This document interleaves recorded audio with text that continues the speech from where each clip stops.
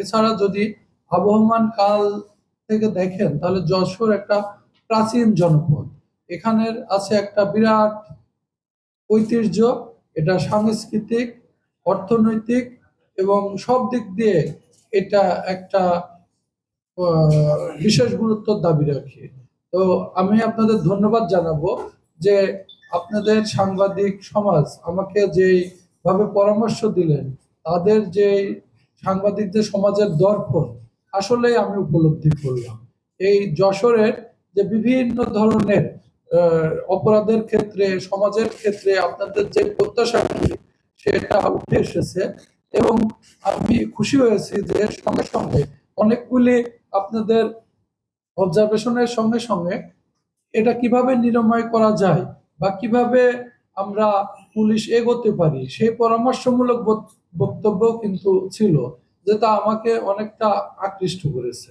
এখন আমি যদি আপনাদের বক্তব্যগুলি বুঝে থাকি তাহলে কতকগুলি বিষয় এখানে উঠে এসেছে। যেহেতু এটা সীমান্তবর্তী জেলা, কাজেই এখানে মাদকের বিষয়টা প্রতিটি বক্তার বক্তব্যেই উঠে এসেছে। আমি মনে করি যে বর্তমান সরকারের মাদক এটা একটা অন্যতম গুরুত্বপূর্ণ ও, প্রতিহত করার তাদের ম্যান্ডেট জনগণের কাছে। তো কাজেই সেটাকে সামনে রেখে আমি মনে করি যে অবশ্যই বা যশোর পুলিশ আমাদের রেঞ্জ সর্বোচ্চ শক্তি নিয়োগ করবে। আপনারা জেনে খুশি হবেন এখানকার আগে আমি আমাদের পুলিশদের নিয়ে কল্যাণ সভা করেছি।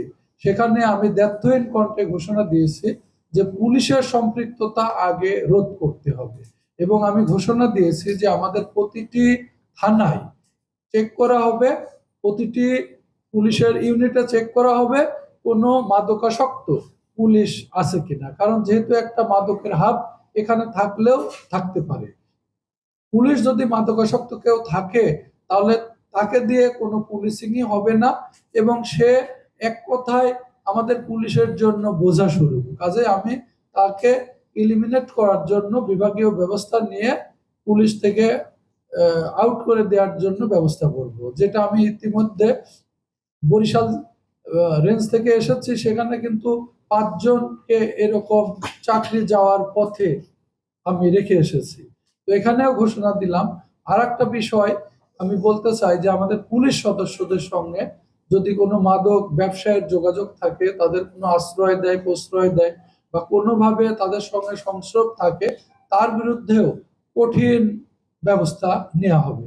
কারণ আগে আমাদের সদস্যদের প্রতি আমার দৃষ্টি থাকবে, তাহলেই তো পরবর্তী আমি দেখতে পারবো।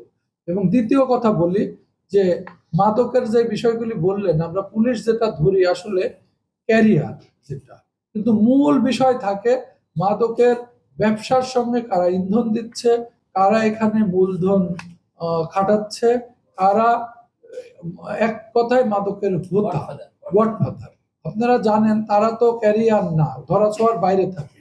এজন্য আমরা বাংলাদেশ পুলিশের পক্ষ থেকে উদ্যোগ নিয়েছি যে এইরকম গডফাদার যারা থাকে তাদের চিহ্নিত করে তাদের কাছে মাদক না পাওয়া গেলেও আমরা আমাদের সিআইডিতে একটা অর্থের উৎস সংক্রান্ত মামলা থাকে, যেটা মাদকের থেকে অর্জিত অর্থ যদি প্রমাণ পাওয়া যায় তাহলেও কিন্তু তার বিরুদ্ধে ব্যবস্থা নেওয়া যায়। আমরা এই পথে এগুচ্ছি যাতে গডফাদারদের নির্মূল করা যায়। আমি এসপি আমাদের যশোরকে আহ্বান জানাবো এরকম লিস্ট করে আমার মাধ্যমে উপরে পাঠাবেন, আমরা এটা দেখব।